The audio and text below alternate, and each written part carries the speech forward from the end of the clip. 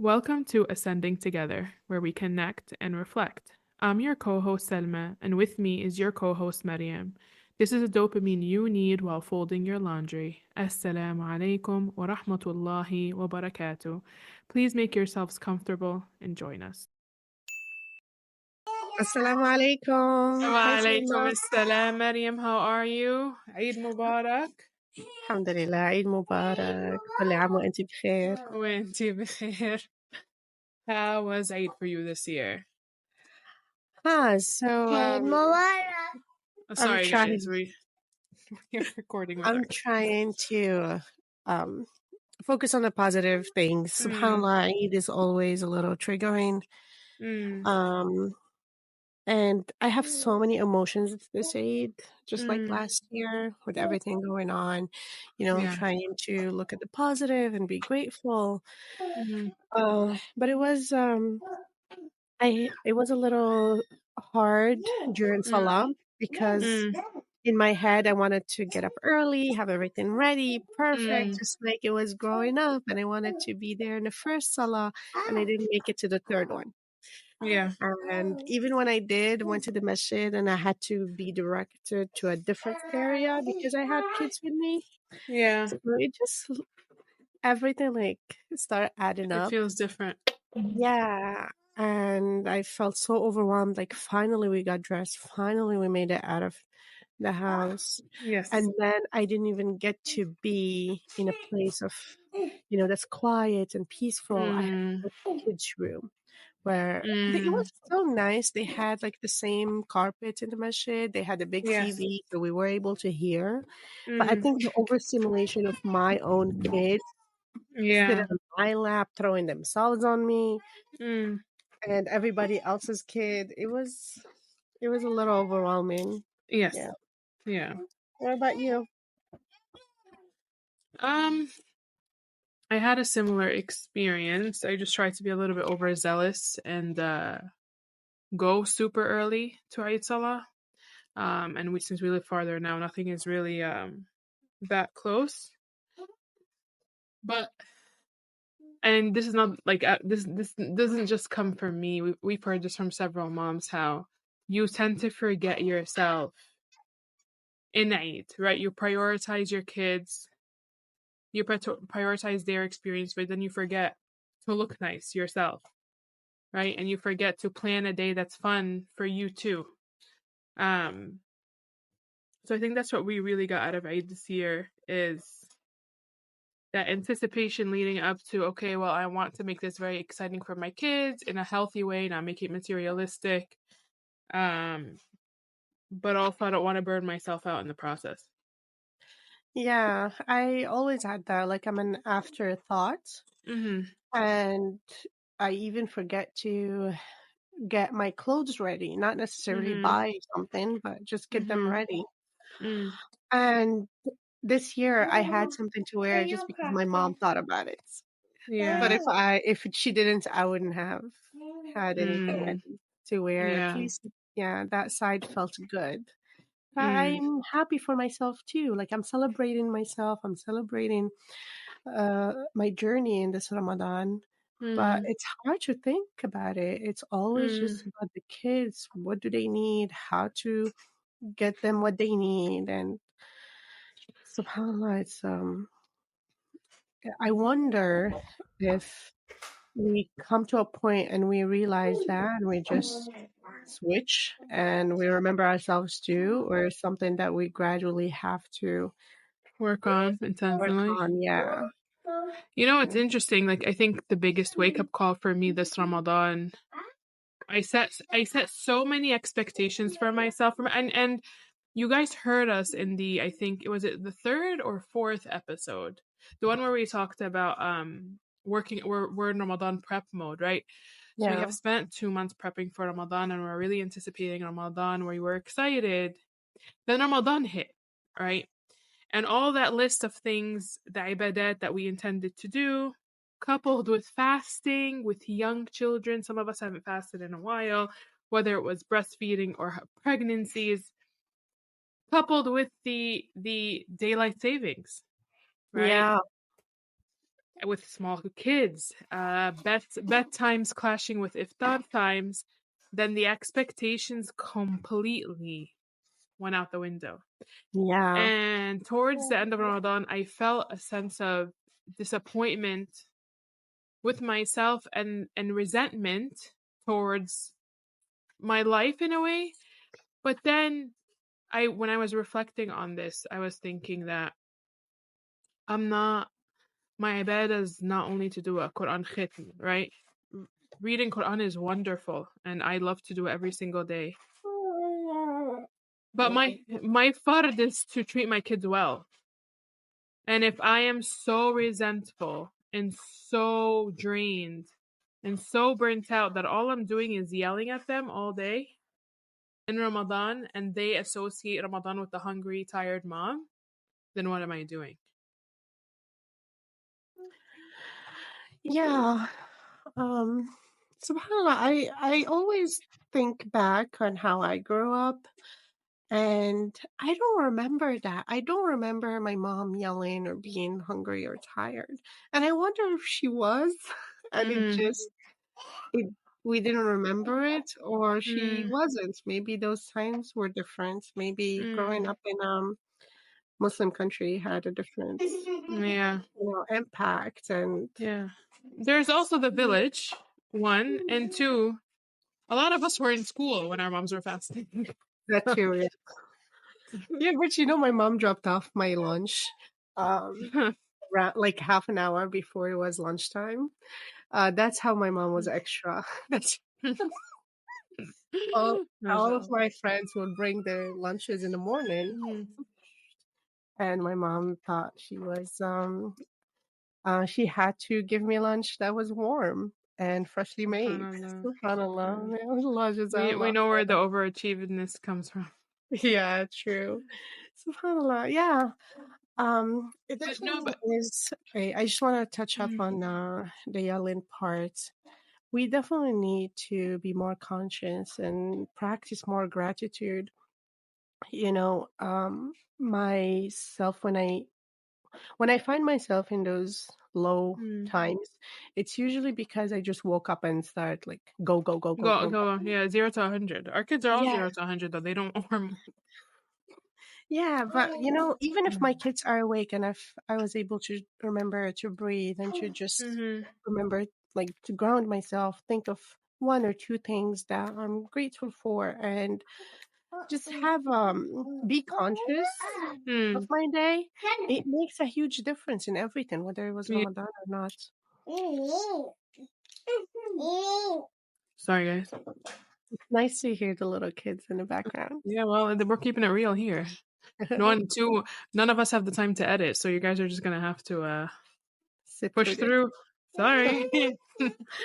I'm glad we were able to record an episode, Yeah. and just I know this Ramadan, the Eid after Ramadan, it's really hard for all the moms Mhm. and very overstimulating. So I wanted to share my experience so you Mhm. guys feel that it's normal. Yeah. You can relate to all of us, and you Yeah. don't feel alone or something is wrong with you Yeah. for feeling like that. It's just a different phase, and Allah subhanahu wa ta'ala put us in this phase right now that has so many different rewards. And one of the shifts I had during Ramadan was a good friend who does Mm. not have a baby, but she just mentioned casually that she goes to the masjid twice a week. And I said, huh, I'm Mm. thinking I was holding myself accountable to go Mm. to the masjid every night. Every day. I Yeah. have a baby, you know? And it's not even necessary for us. And she Mhm. said that she thinks that Allah subhanahu wa ta'ala maybe told us that we don't have to go to the masjid because he knows we're gonna feel so guilty for not going and we're not gonna be able Yeah. to go. And that's, oh my God, removed a huge weight off my Yeah. shoulders, Yeah. you know? I Oh, mean, I think that was the wake up call I had this Ramadan to was to respect the phase I'm in, right? Because we're all moms, and no two of us have the same circumstances, right? Some of us may be working full time outside of the house. Some of us may be working full time inside the house. Some of us may be homeschooling. Some of us may be sending our kids to school. Some of us may not have any family around to help. Some of us may have. So our circumstances are all different. Some of us may be more morning people than night people. It completely shifts um with with our circumstances. And I think what I learned this Ramadan is to respect the phase I'm in, right? Yeah. And not put these unrealistic expectations, and make the most out of What you have. what I have, right? So let's say, for Yeah. example, I am very tired during Ramadan. We haven't fasted in a couple of years because we've had babies. If while fasting, if being present with my children and listening to Quran, reading a page or two, and giving them all of me, right, in the best way possible, and preparing a nourishing meal for them, that's all ibadah, Yeah. right? If that means just praying to sunnah after Isha instead of a full night of Taraweeh, so that I need to have energy for them when I wake up in the morning. That's that's Yeah. that's my ibadah. Yeah, I think we need to learn more about the rewards of Mhm. the things that we're doing, the day-to-day Yeah. mundane motherhood things we're doing. Mhm. Mhm. Maybe we need to find like more lectures about it or ask people to talk about it Mhm. more. Yeah. Because in my head, when you say that, automatically I think, oh, but Mm. praying or doing this and that, it's more rewards than what I'm doing, which I don't think is true. But it's Yeah. just my head, it goes like, well, what I'm doing is Mhm. not good enough. I saw a video where a sheikh was saying how this mom is so much wealthier um spiritually than most of the men sitting in the room, because she made a list of 10 intentions during Ramadan while cooking dinner, right? She said, well, I serve the needy, right? Because your hungry family is needy. And she broke it down in a way that I never thought of it. And subhanAllah, one task like cooking, she set 10 different intentions for it: nourishing my family, making them healthy. And she did dhikr while cooking, right?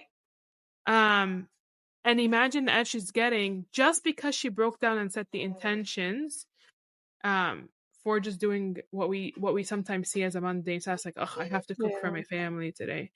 that's So, and amazing. I right, need so this like story. I'm gonna look for it and try to share it with everybody, but it makes me really, because I know you're really big on setting intentions, and made me think like how big setting intentions is. And intentions is not just something that we should be nonchalant about. It's something that we should take very, very seriously, because it could make the difference between really making or breaking the edge that you get. Yeah, and you get fulfilled too. Yes. So Yes. you are spending the same time cooking, but you can Mm, either use it, spend that time mm, replenishing your nafs, mm. your soul, or you just become grumpy and draining your own And energy. resentful. Hmm. Yeah. You can even have content. You're either can be content or resentful, and it's so Yeah. easy. And like, I want just want to make this very clear. I get it when you're so stuck, you can barely process these thoughts. Where Yeah. you're so stuck, you cannot have a thought or breathe in or breathe out to feel positive. I get that. We all go through those ups and downs. Um, I would highly recommend reach out to somebody, talk to your friend, be like, help me process this. I'm so stuck. I cannot think right now. 100%. 100%. Yeah. Because when you talk to someone, you're able to move to the next Forward. step. Yeah. Yes. Yeah. Yeah. Um, Right. So what do you have um or what advice or sorry. What advice do you have for next Eid, for example? for next Eid, are we talking about next year, or Eid al Adha? I want to be a little bit more realistic. I really, really want to focus on my presence within my family and include my family in ibadah. That's in terms of Ramadan. But for Eid, maybe prep for Eid before Ramadan. I don't want to take away from ibadah to plan for Ramadan for Eid. Um, but I don't know. Allahu Alam where we will be uh Yeah, next Eid. We take it as I realize I can plan ahead until I'm blue in the face, right? But the season is the season. We're gonna have daylight savings again next Ramadan, so yeah, yeah. That's the thing. Um, I mean, if anybody has any ideas or tried anything and it worked out, please reach out and share it with us in the yeah. comments too. And I think I'm sorry to cut you off. our You know what I mindset. wanna Yeah, you go know what I ahead. wanna do? I wanna take more pictures. I realize that we're so in this we need to make it to Salah. We don't have time to think about how we dress or our kids dress or something like that. And that I just become something mundane. I want to record it. I want to make it nice enough that we record it, even if it's not nice. I want to look Yeah, back. I realize that we just don't take. Yes, we're always on our phones. We always have pictures of our kids doing things, but we don't really have momental family or family momental like momentous pictures for our kids to yeah. have. You know? Yeah, and I remember someone used to call it on Instagram proof of mom too, Yes, because I had to dig through my husband's phone to find a picture of that you me exist. with the kids, yeah, and all of us. Yeah, So yeah, that's a good one too. I think yeah. it's also just the mindset that I'm not going to push for being in a salah the early salah Mhm. again. I pushed for it for the last 10 Mhm. years, which is crazy. Mm, And hopefully this time I'm not going to do yeah. that. I would also recommend, like, if people don't mind driving or doing it, a little bit more research. It's beautiful. What do you mean? Sorry. Yeah, Sorry. What I was saying was, my son wanted me to compliment his Lego design. So if you know, you know. 100%. I Um, can't. fine. You don't necessarily have to go to your local masjid. If you're willing to get in a car and drive a little bit, look for a masjid that is set up physically in a way that's more accommodating and it's more accommodating to moms with kids and is more accommodating to making you feel um, that you can enjoy Eid too. All right. You're right. Um, That's actually yeah. good extra idea. Yeah. Yeah, like we chose this year to kind of sway away from a local masjid and went to something that's more community based, and we loved it all. We liked it a lot more Okay. than just your traditional masjid. Yeah. Yeah, that's a Mm, good one. yeah. Inshallah. Well, Mariam, this is the conclusion of season one. So Yeah. this was our season one finale. Yes. We really appreciate that you all have listened in this far. Um, we still haven't heard enough feedback, but we would love to hear back. And inshallah, we will work on the launch of season two once we have that up in wraps. Yes, And inshallah. may Allah subhanahu wa ta'ala make you all flourish in your current roles and your maqam where Allah has placed you, I mean, and that free all the oppressed in this world. I mean, Inshallah. Inshallah. Jazakumullah khairan all for attending and listening to our podcast. And yes, we would love more feedback on topics that you would like to hear about. Jazakumullah khairan. Assalamu alaikum. Alaikum assalam.